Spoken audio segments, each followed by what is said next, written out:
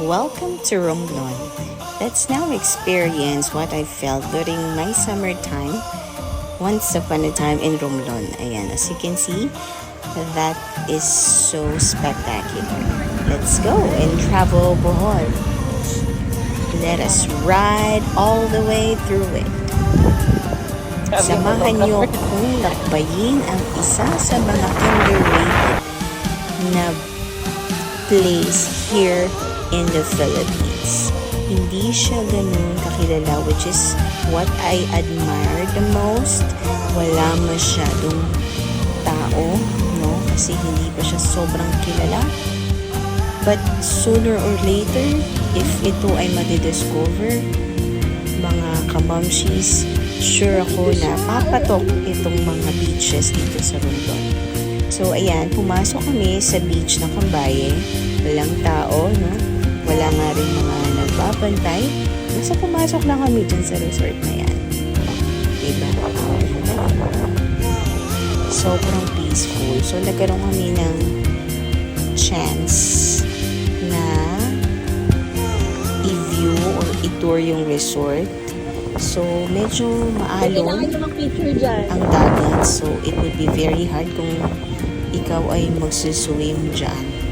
Kasi nga maalon. I think nag-travel kami dito. Let's see.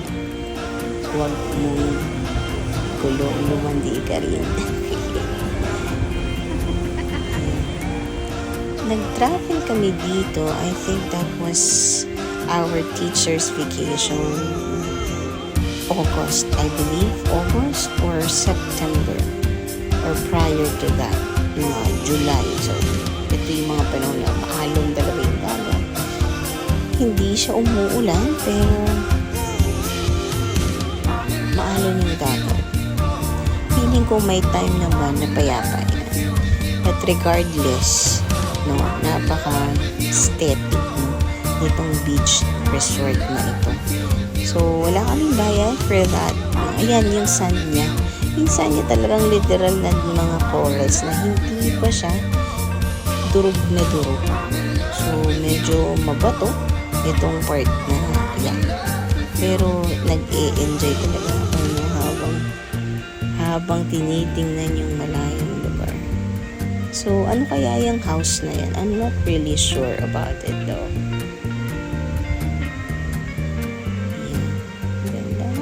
Super.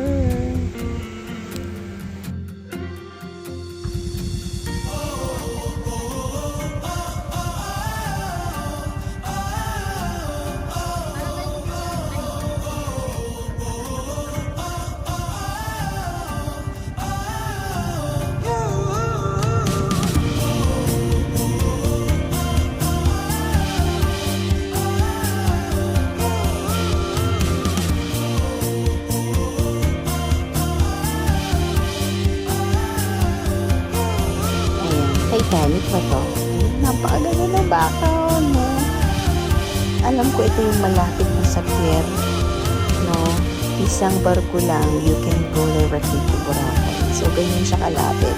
Or Carbo Island, no? I believe Carbo Island is also one of the beaches na hindi siya sobrang kilala pero sobrang fine ng sand doon. Sabi nga niya, nung aking kasama, na ito ay isa sa mga underrated beaches. So, yan, San Agustin. Welcome to San Agustin. So, yan ang pier, no, ng San Agustin, Romblon. Ito ay isa sa mga sikat na pier na pinuntahan namin dito sa Romblon. Ito yung way, no, para makatawid ka sa ibang island ng Romblon. Or if you wanna go to the Carabao Island, just like what I mentioned, pati na rin yung Boracay. So, dyan ang pinaka port niya.